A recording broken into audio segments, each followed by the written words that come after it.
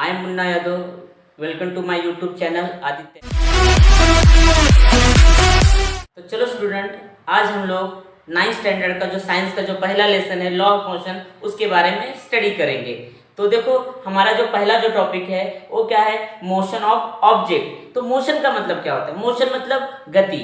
जैसे अगर हमारे पास, अगर मैं यहाँ पे अगर एग्जांपल लेता हूँ कि मेरे पास ये दो केस पेन है, तो ये जो ऑब्जेक्ट है इसमें क्या होगा कि अगर ये अपना प्लेस चेंज करेगा, ये प्लेस कैसे चेंज कर रहा है, इस केस पेन से रिस्पेक्टिव। तो अगर ये अपना प्लेस चेंज करेगा तो हम बोलेंगे कि ये मोशन में है।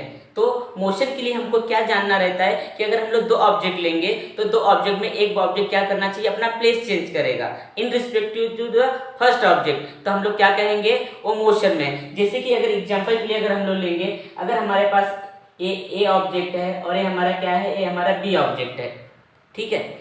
तो हम लोग मोशन कब कहेंगे कि जब हमारा ए ऑब्जेक्ट स्टेशनरी रहेगा और ये क्या करेगा, ये अपना प्लेस चेंज करेगा, तो बोलेंगे बी वाला क्या है, हमारे देखने के नजरिए से हम लोग बोलेंगे कि बी वाला ऑब्जेक्ट क्या कर रहा है, मोशन कर रहा है। वैसे ही आपके बुक में कुछ एग्जांपल दिया गया है। अगर कोई स्टोन, अगर कोई पहाड़ पे अगर रहे तो क्या है, वो स्टेशनरी, क्योंकि वो मूवमेंट नहीं कर रहा है। अगर अब हम लोग पेड़ देखेंगे, अगर उसमें क्या हो रहा है, हवा की वजह से क्या हो रहा है, उसमें मूवमेंट हो रहा है। तो मूवमेंट हो रहा है मतलब क्या, वो मोशन कर रहा है।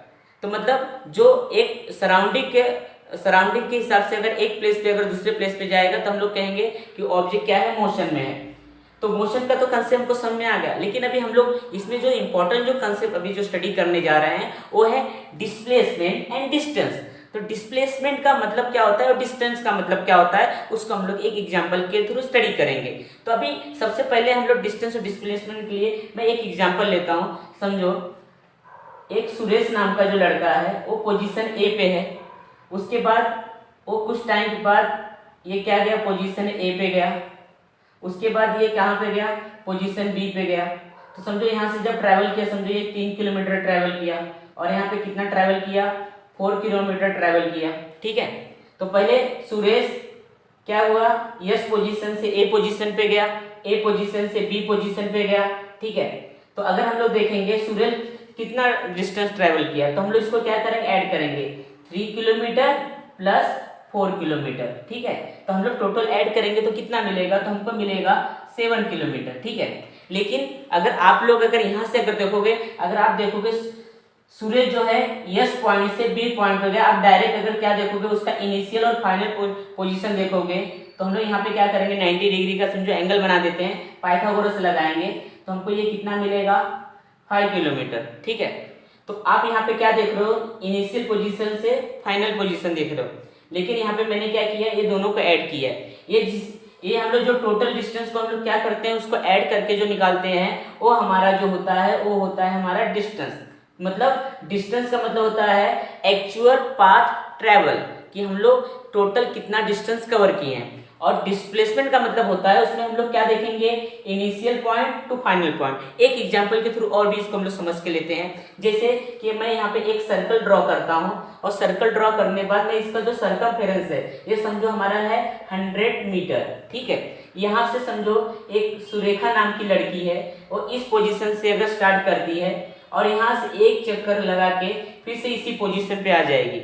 तो उसके बाद अगर हम लोग इससे पूछेंगे कि उसका डिस्प्लेसमेंट कितना है और डिस्टेंस कितना है, तो डिस्टेंस मतलब क्या होता है कि टोटल पाथ ट्रेवल। तो उसने टोटल पाथ यहाँ से लेके यहाँ ट्रेवल किया है और ये कितना है, 100 मीटर। तो हम लोग क्या बोलेंगे, सुरेखा ने कितना डिस्टेंस ट्रैवल किया, 100 मीटर। सुरेखा ने कितना डिस्टेंस ट्रैवल किया, 100 मीटर। लेकिन डिस्प्लेसमेंट की जब बात करेंगे, उसने ये पॉइंट से स्टार्ट किया और ये पॉइंट पर स्टार्ट करने के बाद फिर से यही पॉइंट पे आ गया। इसका मतलब क्या हुआ, उसका इनिशियल और फाइनल पॉइंट क्या है, सेम है। तो इनिशियल और फाइनल पॉइंट सेम है, इसके लिए यहाँ पे उसका जो डिस्प्लेसमेंट होगा वो क्या होगा, 0 होगा। अंडरस्टैंड। तो इससे हमको क्या पता चलता है, डिस्टेंस और डिस्प्लेसमेंट में डिफरेंस ये है कि डिस्टेंस में हम लोग टोटल कितना गए, हमको सब डिस्टेंस को क्या करना पड़ता है, ऐड करना होता है, ठीक है। और डिस्प्लेसमेंट में क्या देखते हैं हम लोग, स्टार्टिंग में कहाँ थे और फाइनल पॉइंट पे कहाँ थे। ये दो डिस्टेंस की दूरी हम लोग क्या करते हैं, इसमें कैलकुलेट करते हैं। दोनों का यूनिट सेम है, डिस्टेंस को भी मीटर में मेजरमेंट करेंगे और डिस्प्लेसमेंट को भी मीटर में मेजरमेंट करेंगे। आपको देखो बुक में एक एग्जाम्पल दिया गया है, एक कार है वो ट्रेवल कर रही है, समझो हम लोग, मैं कंसिडर करता हूँ ए पॉइंट से अगर जो बी पॉइंट पर अगर जाएगी तो समझो ये जो डिस्टेंस है हम लोग लेते हैं 10 किलोमीटर, ठीक है।